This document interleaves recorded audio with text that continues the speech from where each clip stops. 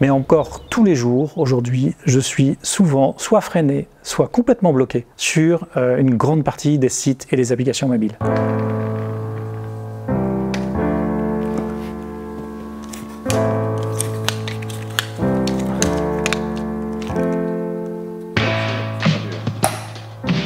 L'accessibilité numérique concerne globalement tous les publics, tous les handicaps, mais principalement les handicaps visuels.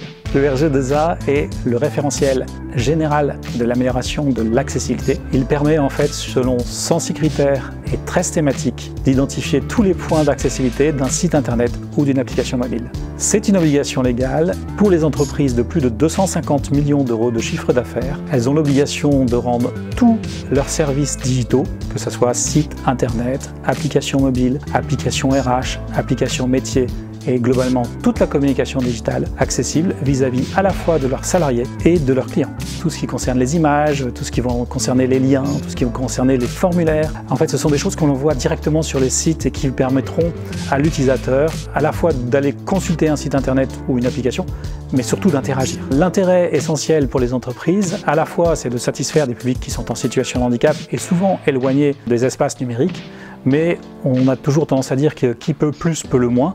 Ça veut dire que aussi des personnes qui sont en difficulté vis-à-vis du numérique, telles que les seniors, vont pouvoir plus facilement appréhender les services mis à leur disposition. Est-ce que les administrations et les entreprises respectent l'accessibilité numérique? Alors globalement, depuis maintenant une dizaine d'années que les lois existent, c'est quand même de mieux en mieux. Mais encore tous les jours, aujourd'hui, je suis souvent soit freiné, soit complètement bloqué sur une grande partie des sites et des applications mobiles.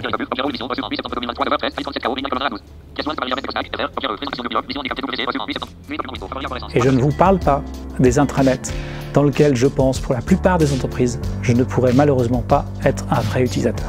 La collaboration que nous avons eue avec les équipes de Franc Finance a été un vrai succès dans le sens où les équipes ont cherché non seulement à respecter la règle, mais à satisfaire les utilisateurs et même d'aller jusqu'à modifier les chartes graphiques, modifier certains composants qui étaient naturellement identifiés. Bref, une vraie collaboration fructueuse.